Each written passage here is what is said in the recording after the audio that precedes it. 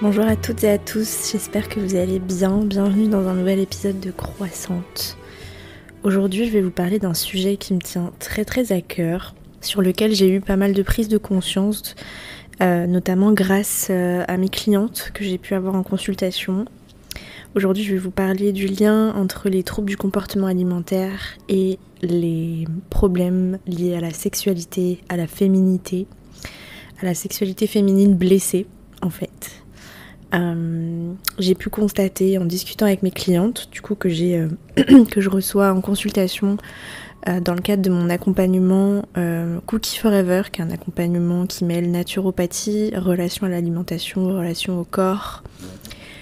Et lors du deuxième rendez-vous notamment, parfois on parle de ça dès le premier, mais je remarque en fait, quand je les écoute parler de leur vécu, quand je les questionne sur pourquoi elles ont une mauvaise image de leur corps, qu'est-ce qui s'est passé dans leur vie pour en arriver là, il y a souvent les mêmes thématiques qui ressortent. Donc je vais essayer de vous donner des petits exemples, sans entrer trop dans les détails. Mais par exemple, donc j'ai une de mes clientes qui est obsédée par son image corporelle, qui est obsédée par la perte de poids, qui déteste son corps, qui a parfois des crises d'hyperphagie, qui a une très mauvaise image d'elle-même, qui se sent un petit peu déprimée, voilà. Et en fait, donc quand je l'ai questionnée sur qu'est-ce qui se passe dans sa vie qui fait qu'elle n'a pas beaucoup d'estime d'elle-même, en fait, elle m'a raconté toute une histoire, comme quoi... Il y a quelques temps, elle a trompé son copain, probablement parce que ça n'allait déjà pas très bien dans sa relation. Elle a rencontré quelqu'un au travail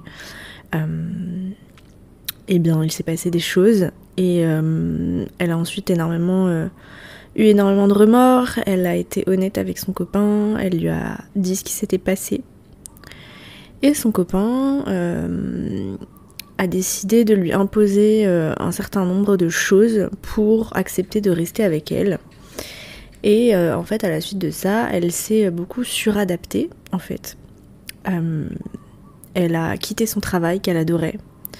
Elle s'est retrouvée dans un autre travail où elle a été harcelée. Et encore une fois, pour un petit peu des raisons aussi liées à sa féminité, à sa sexualité. C'est une fille qui est très jolie, qui est très intelligente, qui gravit rapidement les échelons quand elle entre dans une entreprise et c'est une personne très ouverte d'esprit qui s'est retrouvée dans une équipe un peu de gros cons, de gros racistes et du coup elle a un petit peu dénoté avec l'ensemble des autres personnes du personnel. Ça veut rien dire ce que je dis, ma phrase ne veut rien dire, des autres personnes du personnel. Pardonnez-moi, il est 7h du matin. Mais en gros, elle s'est fait harceler aussi et un petit peu catégorisée comme étant la petite meuf de service. Enfin voilà, catégorisée un petit peu comme la nana sexy qui n'est pas légitime parce que elle était en train un petit peu de prendre de l'autorité par rapport à ses collègues qui avaient 45 ans et qui étaient un petit peu jalouses d'elle.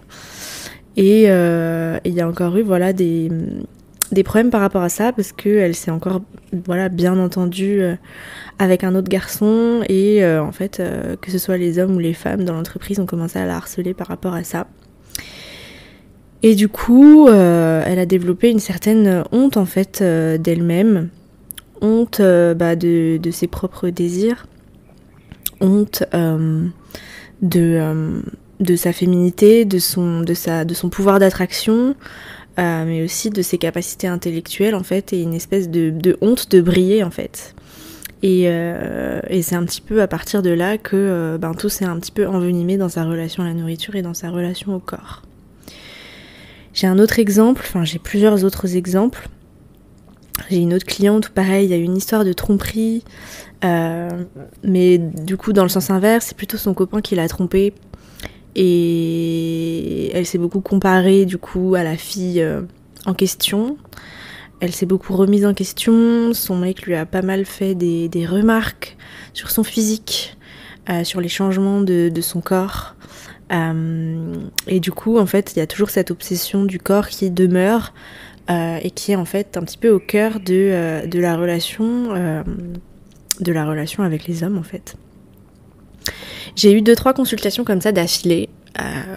Et puis, la même semaine, c'était quand j'étais en Australie le mois dernier, j'étais malade et du coup, j'ai passé toute une journée sur Netflix et je suis tombée sur un documentaire, une mini-série documentaire qui s'appelle Plaisir, je crois. C'est une série documentaire sur le plaisir féminin et sur comment en fait les femmes, comment et pourquoi les femmes éprouvent moins de plaisir, moins d'orgasme que les hommes, etc. Et en fait, ils interviewent des femmes issues de plein de cultures, mais surtout voilà, des femmes minorisées, des femmes lesbiennes, des femmes musulmanes. Et en fait, dès le premier épisode, ils font ce lien en fait entre les troubles du comportement alimentaire et la honte de sa sexualité, en montrant justement, en faisant témoigner en fait des personnes qui soit ont été harcelées, soit ont été violées, et qui ont du coup développé par la suite une honte d'elles-mêmes et donc des troubles du comportement alimentaire, parce que du coup la honte de soi-même, ça fait aussi que derrière vous allez pouvoir avoir un dégoût de votre corps et donc un lien très fort entre ce que vous allez vous autoriser à manger et la peur de grossir, puisqu'on vit dans une société où on est entouré, immergé dans la culture des régimes. C'est partout dans les séries, dans les films, etc. Et du coup, le lien entre corps et alimentation peut être très très vite fait. Et du coup, voilà, j'ai vraiment eu une prise de conscience sur le fait que c'était très très lié. Moi-même, j'ai eu des prises de conscience aussi sur le fait que mes troubles du comportement alimentaire à moi ont aussi vraiment commencé quand je suis passée d'un corps d'enfant à un corps de femme. Et que en fait, j'étais même en 6e, j'étais déjà un petit peu catégorisée comme la pute de service, alors que à l'époque j'étais hyper coincée. J'avais un copain en 6e et il m'a quittée au bout de 6 mois parce que je voulais pas l'embrasser sur la bouche, quoi. Mais je dégageais un truc sexualisé déjà et j'avais déjà des regards en fait sur moi. Et entre la 6e et la 5e, voilà, mon corps a un petit peu commencé à changer et ouais, il y a eu ce truc un petit peu sexualisé où en fait mon corps, d'un côté je ressentais ce pouvoir de séduction et d'un autre côté, que ce soit dans le regard des garçons, dans le regard de mes copines, dans le regard des adultes, en fait il y avait un problème. Ce que je dégageais était un problème en fait. Et je pense que c'est aussi pour ça du coup, avec aussi d'autres concours de circonstances qui ont fait que j'ai eu une mauvaise estime de moi-même. Et puis la culture des régimes, j'ai développé du coup après une obsession d'avoir un corps parfait et des troubles du comportement alimentaire, donc de la boulimie vomitive. Je pense que je referai bientôt un épisode de podcast sur mon parcours dans les TCA, sur 10 ans, voilà, avec un petit peu un nouveau recul, parce que j'ai déjà fait un épisode là-dessus. J'ai été interviewée dans un podcast, dans le podcast d'Anne Pioz, qui est sorti début septembre, je crois, où j'en avais parlé. J'avais enregistré ça en juin. Et voilà, j'ai un petit update à vous faire sur mes réflexions, sur mes prises de conscience, sur mon parcours, donc je pense que je referai un épisode par rapport à ça.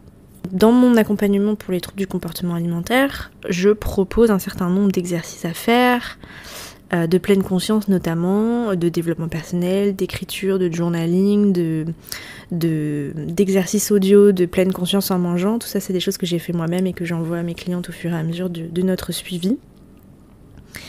Et en fait, quand j'ai des clientes du coup qui m'expliquent qu'en fait elles sont dans des relations toxiques, où elles se sont suradaptées pour garder cette relation, puisque au-delà de l'injonction à la minceur dont on subit aussi l'injonction à trouver le prince charmant, à se marier, à faire des enfants, à acheter une maison. Et du coup, quand on est engagé avec quelqu'un, c'est très très difficile au final de le quitter parce qu'on se dit qu'on retrouvera plus jamais personne. Et du coup, on se suradapte à des relations toxiques. Voilà, j'ai aussi une cliente qui m'a c'est limite si elle m'a pas envoyé un message pour me demander si j'avais des conseils de tisane pour bien dormir après qu'elle se soit pris des remarques ultra négatives dans la tronche le soir avant de se coucher de la part de son copain. Et du coup, ouais, j'ai vraiment l'impression que, en fait, enfin voilà, parfois j'ai envie de dire à mes clientes, mais les exercices de mastication, de pleine conscience, c'est bien gentil, mais ça va pas à la source en fait dans ces cas-là. Donc, qu'est-ce que je peux dire d'autre à ma cliente finalement que d'envisager de quitter sa relation? En fait, c'est pas des exercices, c'est pas l'exercice du raisin sec ou c'est pas une tisane dont t'as besoin, c'est de quitter ton copain en fait. La naturopathie, la pleine conscience, même la psychothérapie, ça ne sert pas à se suradapter, à prendre des tisanes pour se calmer, pour pouvoir rester dans des relations toxiques. Non, c'est justement de prendre soin de soi pour avoir la force de sortir de relations toxiques, de sortir de situations toxiques et de vraiment prendre soin de soi à la cause. Et la naturopathie, c'est une médecine causaliste, c'est-à-dire qu'on ne fait rien sans avoir d'abord trouvé la cause et éradiquer la cause. Et je pense que dans les troubles du comportement alimentaire, et surtout dans les troubles du comportement alimentaire atypiques, c'est-à-dire tout simplement le fait d'avoir du stress autour de l'alimentation, une obsession de perdre du poids, des crises d'hyperphagie, des crises de boulimie, de manière plus anecdotique, on va dire, qui ne sont pas forcément diagnosticables, ou voilà, simplement un cercle vicieux de restriction, compulsion. Il y a beaucoup, en fait, la cause, elle vient souvent, en fait, certes de la mauvaise estime de soi, mais aussi quand, en fait, du coup, comme on n'a pas beaucoup d'estime de nous-mêmes, on reste dans des relations toxiques qui nous maintiennent, en fait, dans ces pensées négatives sur nous-mêmes. Et donc c'est pas très très orthodoxe de dire à mes clientes d'envisager de quitter leur copain, mais on cherche la cause ou on tourne autour du pot et on trouve des fausses solutions de compensation. Voilà, moi je vous pose la question. Donc après bien sûr je suis pas à l'intérieur des relations, je connais pas les garçons en question, donc je peux pas juger, mais en tout cas j'ai éprouvé plusieurs fois le besoin de dire à la personne mais c'est pas toi le problème, c'est les personnes autour de toi, et au-delà des personnes autour de toi, c'est toi qui autorise aussi les autres personnes à te traiter comme ça. Donc c'est aussi en prenant soin de soi, en travaillant sa confiance en soi, son estime de soi, à travers la psychothérapie, à travers le coaching. Moi, dans mon accompagnement sur la relation à l'alimentation, il y a une grosse partie quand même coaching, développement personnel et affirmation de soi. Pour justement sortir de ces pensées négatives et arrêter d'accepter que les autres personnes autour de nous disent des choses négatives en fait, et essayer de reprendre le pouvoir. J'ai essayé du coup de faire des petites recherches sur ça pour voir s'il y avait des chiffres. Évidemment, il n'y a pas grand chose d'étudié sur la question, hein. Dès qu'il s'agit de faire des études sur la santé mentale des femmes, il n'y a plus personne ne finance ce genre d'études, mais il y a quand même des études qui ont suggéré qu'il existe une association entre les violences sexuelles et le développement ultérieur des troubles alimentaires, que les survivantes de violences sexuelles peuvent avoir un risque accru de développer des troubles de l'alimentation, comme l'anorexie, la boulimie, l'hyperphagie, le trouble de l'alimentation sélective, donc les troubles du comportement alimentaire atypique. Il y a aussi l'impact des violences conjugales, donc les personnes victimes de violences conjugales peuvent également être plus susceptibles de développer des troubles alimentaires en raison du stress, de la dépression, de l'anxiété associée à ces expériences traumatiques et au fait que la personne qui pratique de la violence sur nous fait tout pour nous isoler et pour faire baisser notre estime de nous-mêmes en fait. Il y a aussi des mécanismes sous-jacents où en fait les troubles alimentaires vont servir de mécanisme d'adaptation pour faire face à un traumatisme. Donc par exemple quand certaines personnes vont développer des comportements alimentaires restrictifs ou compulsifs, en fait c'est un moyen de reprendre le contrôle sur leur corps quand ils se sentent vulnérables. Donc ça arrive très très souvent.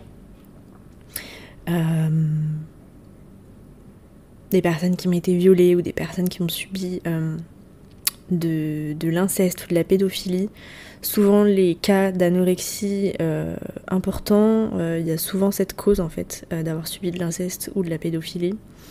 Et en fait du coup le fait d'arrêter de manger, ça devient en fait le seul moyen de reprendre le contrôle sur son corps.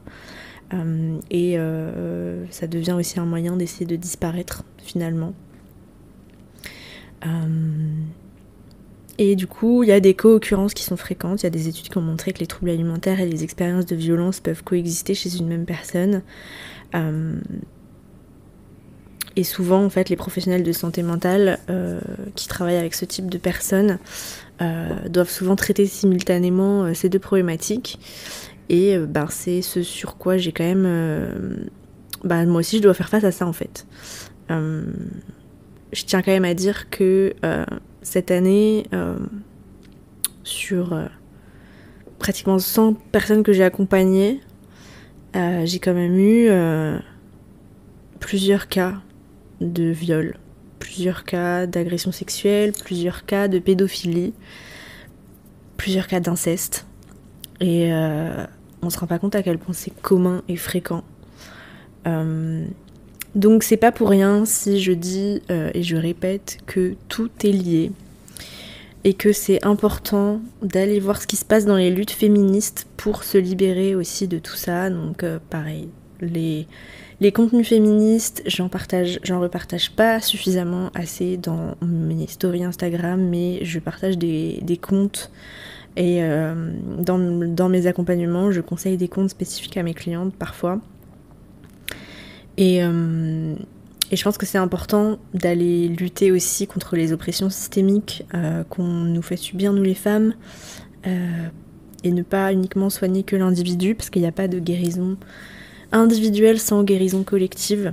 Donc il faut aller lutter contre la culture des régimes, il faut aller lutter contre le patriarcat, il faut aller lutter contre les violences. Parce que c'est uniquement comme ça qu'on va se libérer de tout ça en fait. Au bout d'un moment, ça va être bien gentil de méditer et de faire des exercices de pleine conscience en mangeant et de bien mastiquer et d'écrire dans son journal qu'on mérite d'être heureux si derrière en fait on continue à laisser passer les oppressions systémiques que sont le patriarcat en fait.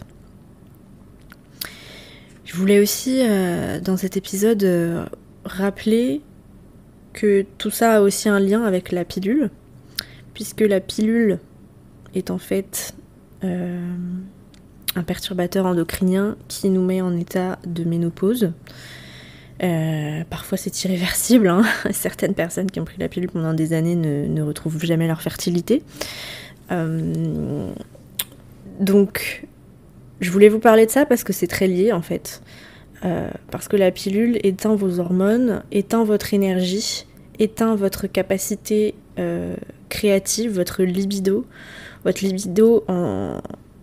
dans le sens votre envie d'aller vers les autres, votre envie de créer.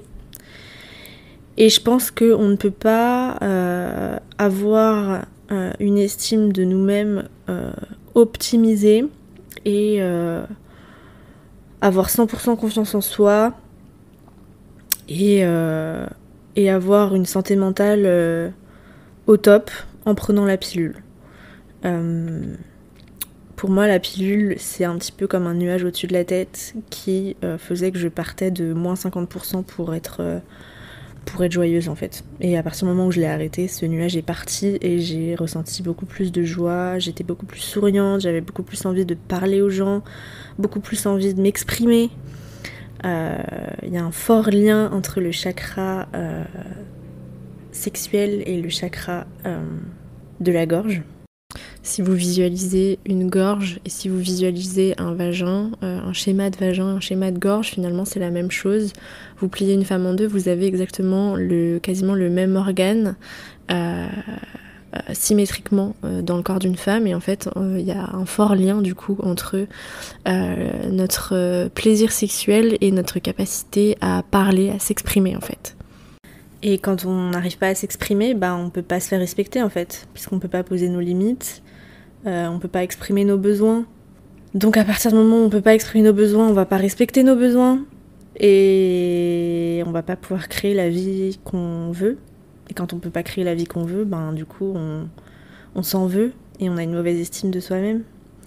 Donc tout est lié et je ne peux que vous accompagner vers la sortie de la pilule. Je ne peux que vous conseiller de vous mettre à la symptothermie si c'est possible pour vous. D'ailleurs, j'ai été recontactée par Moonly, qui est une application de suivi de cycle, une application de symptothermie justement pour arrêter la pilule, étudier son cycle et savoir quand on est fertile et quand on ne l'est pas.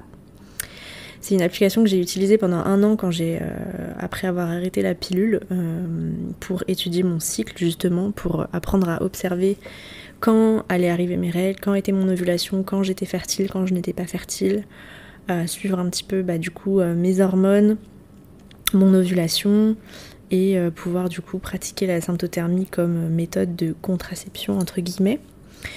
Et je peux que vous inviter à le faire. Et du coup Moonly m'a recontacté, ils m'ont donné un code promo de moins 10% sur l'abonnement premium dont vous avez vraiment besoin pour vraiment faire la symptothermie sur leur application. Si vous êtes intéressé, le code c'est croissante. Voilà. Je vous conseille vraiment de tester pendant quelques mois pour apprendre à étudier votre corps. Vous verrez que c'est une fabuleuse façon de vous reconnecter à votre corps, ce qui est vraiment le fer de lance en fait de la guérison de la mauvaise relation à l'alimentation. Ça passe aussi par là. Donc voilà, c'est un petit peu tout ce que je voulais vous partager aujourd'hui. J'espère que ça vous aura planté des petites graines dans votre tête, que ça vous aura inspiré et que voilà, je pense que j'en reparlerai. C'est un sujet que je suis vraiment en train d'explorer et je pense que j'en reparlerai. Et si vous êtes concerné par tout ça, je ne peux que vous conseiller aussi de prendre un appel découverte avec moi. C'est gratuit pour voir si mon accompagnement pourrait vous correspondre, pour prendre soin de vous, pour devenir enfin la femme que vous méritez d'être, cette femme qui se cache en vous. Tout votre potentiel, il faut le libérer, il faut arrêter de vous flageller comme ça, de vous faire du mal.